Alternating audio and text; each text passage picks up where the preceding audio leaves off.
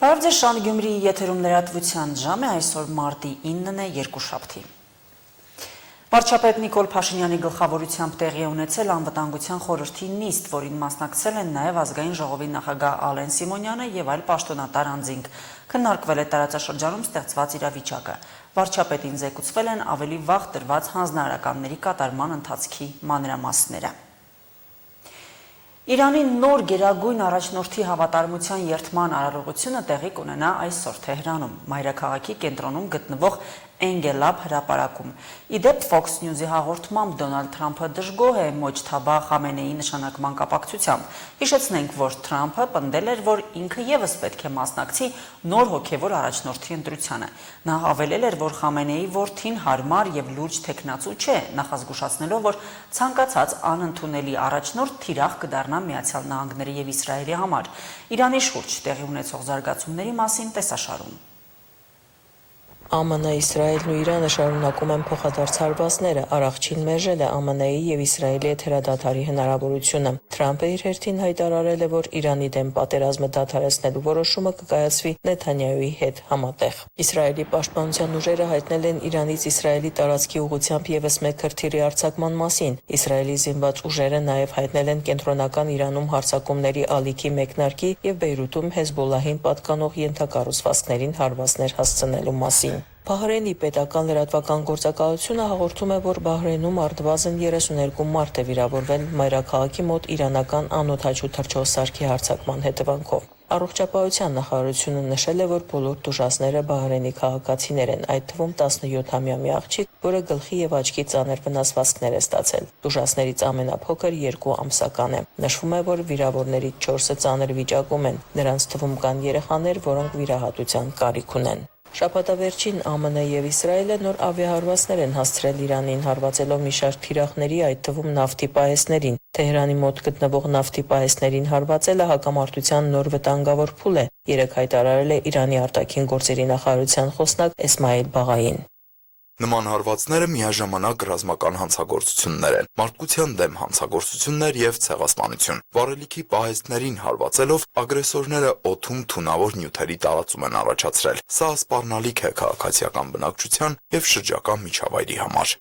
Բաղային նաև նշել է, որ նման ավիահարվածների ազդեցությունը շրջակա միջավայրի վրա կզգացվեն ոչ միայն Իրանում, այլև նրա սահմաններից դուրս։ ABC-ին տված հարցազրույցում Դոնալդ Թրամփը չի բացառել, որ ԱՄՆ զինված ուժերը կարող են առգրավել հարստացված ուրանի իրանական պաշարները։ Այն օգտագործվում է ինչպես միջուկային վառելիք արտադրելու, այնպես էլ միջուկային զենք ստեղծելու համար, նշել է Թրամփը։ Երեկ Իրանի նախագահ Մասուդ Փեզեշքիանը զանգահարել է Ադրբեջանի նախագահ Իլհամ Ալիևին, ով Նախիջևանի վրա անօդաչու թռչող սարքի հարձակումից հետո բավականին կոշտ էր արձագանքել Թեհրանին, կատարվածը անվանելով ահաբեկչական հարձակում։ Իրանի կառավարությունը հերքել է արձակմանը իր մասնակցությունը, մեղադրելով Իսրայելին։ Նավթի համաշխարհային գները 2022 թվականից ի վեր առաջին անգամ գերազանցել են $100 մեկ բարելի համար։ Համաշխարհային շուկայում մտավախություն կա, որ Իրանի հետ ԱՄՆ-Իսրայել պատերազմի սրումը կարող է ընդմիշտ խաթարել Հորմուզի նեղուցով մատակարարումները։ Որոշ վերլուծաբաններ կարծում են, որ եթե նեղուցը փակ մնա մինչև մարտի վերջ, նավթի գները կարող են ռեկորդային լինել եւ գերազանցել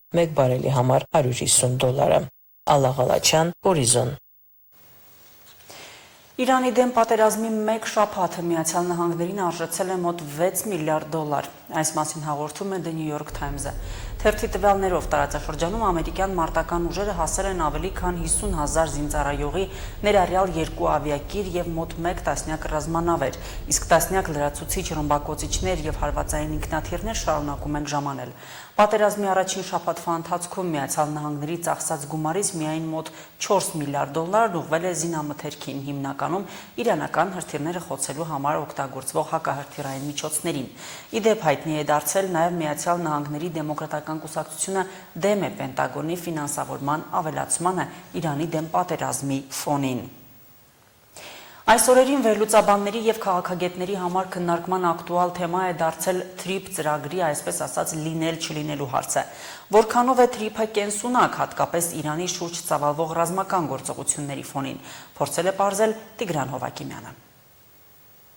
Հայկական խորհրդի նախագահ Արեգ Քոչինյանի կարծիքով այսօր Իրան-Միացյալ Նահանգներ Իսրայել հակամարտության համատեքստում դժվար է պատկերացնել, որ Իրանի սահմանից մի քանի 100 մետր հեռավորության վրա կարող է կառուցվել հայ-ամերիկյան համատեղ ենթակառուցվածքային նախագիծ, բայց նրա խոսքով մենք դեռևս ծրագրի իրավական փուլում ենք, եւ այս պահի դրությամբ մեր միակ անելիքը բանակցությունները շարունակելն է Միացյալ Նահանգների եւ մեր երկու հարևանների հետ նախագիծը իրականացման փուլ հասցնելու համար։ Երբ որ դա հասնի իմպլեմենտացման փուլ եւ արդեն օրինակ բանը հասնի շինարարությանը, հիմնարկեքին, այդ ժամանակ մենք կտեսնենք ինչ վիճակ է աշխարհակաղակական, արդյոք այս շիկացվածության միջազգային հարաբերությունները դեռևս պահպանվում են, թե հաղթահարվել են դրանք, եւ նոր խոսանք շինարարության մասին։ Մեր բախտը ինչ որ առումով նաեւ բերլայն առումով, որ մենք հələ չենք էլ հասել շինարարությանը, որ ակտուալ լիներ ընդհանրապես խոսակցությունը թրիփը կենսունակա թե կենսունակ չի։ Իսկ ընդհանրապես, երբ Իրանի եւ Միացյալ Նահանգների հետ չլինեն այս տեմպի ռազմական գործողություններ, Քոչինյանի համոզմամբ թրիփի առումով խոշոր հաշվով որևէ խնդիր չկա։ Ինչու՞։ Որովհետեւ եթե մենք նայում ենք Իրանի աչքերով, ապա իր հարևանությամբ կա շատ լուրջ ամերիկյան ռազմական ներկայություն իրենից արևմուտք եւ իրենից հարավ։ Իրենից հյուսիս եւ հատկապես Հայաստանի տարածքում որևէ քիչ շատից լուրջ ներկայության մասին խոսելը ավելորդ է։ Սա ըստ էության լինելու է համատեղ ֆինանսական պրոյեկտ։ Սա համատեղ ընկերություն է լինելու, այստեղ ռազմական ուժային ներկայություն Միացյալ Նահանգների չի լինելու։ Մյուս կողմից Միացյալ Նահանգների կողմից դարձյալ իրանք շատ լավ գիտեին այդ երկաթգիծը որտեղ անցնում, ինչև այս խոսակցության մեջ մտնելը, իրանք գիտեին, որ դա Իրանի սահմանների երկայնքով է անցնում, եւ իրանք մտել են այս խոսակցության մեջ։ Իսկ այս խոսակցության մեջ մտնելով Միացյալ Նահանգներն ունի միանգամայն այլ նպատակներ, կարծում է քաղաքագետ Ստեփան Դանիելյանը։ Նրա խոսքով թրիփի ամբողջ իմաստն այն է, որ Միացյալ Նահանգներն ամբողջությամբ վերահսկի Իրանի հյուսիսը, հեղափոխություն կամ ռազմական ներխուժում իրականացնի, եւ այդ փուլը եկել է, որը կամ հաջողվելու է, կամ ոչ։ Եթե դա հաջողվում է, թրիփը իր իմաստը բնականաբար կորցնում է, արդեն Իրանում իշխանափոխություն է տեղի ունենում, նոր ռեժիմ է գալի եւ քաղաքականությունը փոխվում է։ Եթե դա չի հաջողվում եւ չի ստացվում Ադրբեջանի եւ Թուրքիայի ներքաշել պատերազմի մեջ Իրանի հանդեպ, այդ դեպքում նույնպես թրիփը իր իմաստը կորցնում է։ Թրիփը ես կարծում եմ այս բaragը մնում է կենսունակ, որտեղ ամբողջ միջին միջանցքի կոնցեպտը,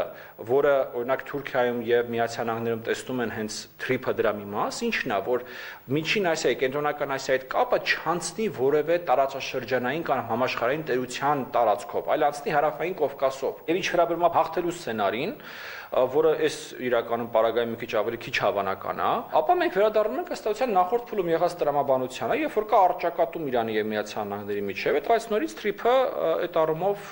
իր հունով պետք է ընթանա։ Կլինի արդյոք թրիփի մասով երրորդ տարբերակ։ Ստեփան Դանիելյանը դժվարանում է որևէ կանխատեսում անել, քանի որ ըստ նրա այսօր աշխարհակաղակական իրադարձությունները զարգանում են շատ մեծ տեմպերով եւ խառնում բոլոր խաղաքարտերը։ Եվ խոսել այն մասին, թե ինչ զարգացումներ կարող են լինել ոչ միայն մեր տարածաշրջանում, այլ նաև ամբողջ աշխարհում, արդեն շատ դժվար է եւ ես կարծում եմ, եթե որևէ մեկը կանխատեսումներ անի,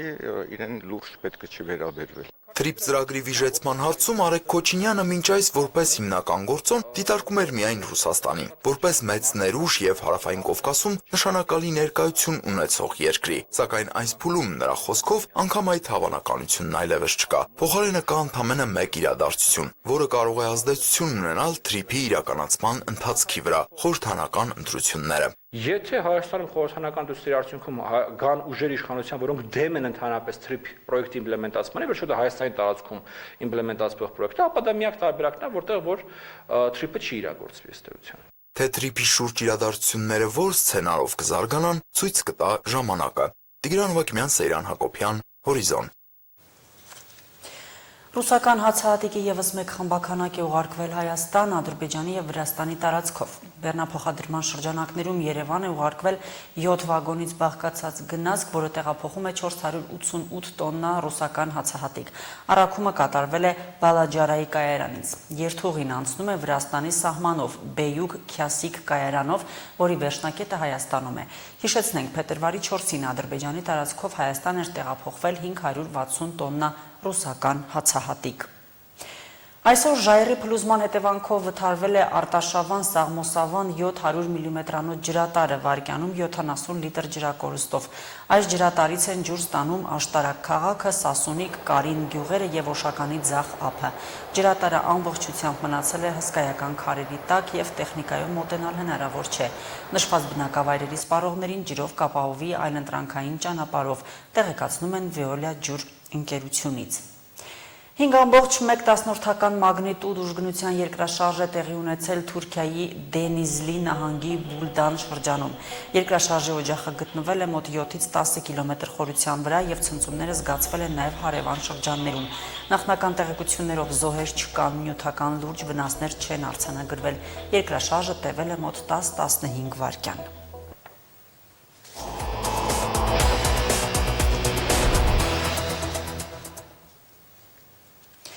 Քաղաքային թե գյուղական համայնքները այս տարվանից սուբվենցիայով տեխնիկա, մեքենասարքավորումներ եւ այլ գույք ձեռք բերել չեն կարող։ Պետության եւ համայնքի համաֆինանսավորմամբ իրականացվող սուբվենցիոն ծրագրերից այս բաղադրիչը հանվել է։ Փոխարենն այդ նպատակին են ծախսելու պետական դոտացիոն գումարները։ Վերջին 5-6 տարիներին խոշորացված համայնքները հնարավորություն ունեցան սուբվենցիոն գումարներով գյուղտեխնիկա եւ այլ գործիքներ գնել։ Գյուղական բնակավայրերը հողօգտագործման աշխատանքների ընթացքում շարունակ բախվում են գյուղտեխնիկայի դեֆիցիտի խնդրին։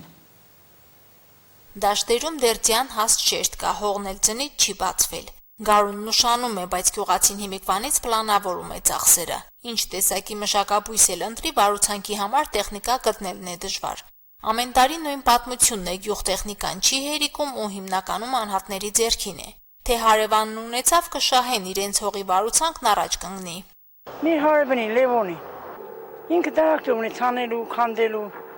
վարելու։ Ծանոթը ողն է, մարդիկ իրանք տեխնիկան առել են, ունին քանի հոգի գործեր կենեն։ Հողը ներդրել են, առել են, գյուղացին կողքնեն։ Ժամանակակից տեխնիկաներ չկա, դիգե հարց է, էլի, չկա, հին է, սովետական միության ժամանակվերի այդ բաներ, տրակտորներն է, կուտաններն է։ Դու կապրես ունենք, շարկացան ունենք, կարտոլ քանդիչ ունենք, ցանիչ ունենք, մշակումները սախ կատարում ենք։ Հին էլի տեխնիկան։ Սամվել Մինասյանի տամբակը գյուղատնտեսական գործիքների ու մեքենաների ավտոպարկի է վերածվել։ 1991 թվականին սեփական աշնորհման ժամանակ կոլխոզ-սովխոզի տեխնիկան էժան գներով ձեռք է բերել։ Ամբողջ տարին շահագործում է գյուղի ու գյուղացու գործերը հին ու տարնապրած տեխնիկայով է առաջ տանում։ Զապճաստը, անվորակ, թանկ,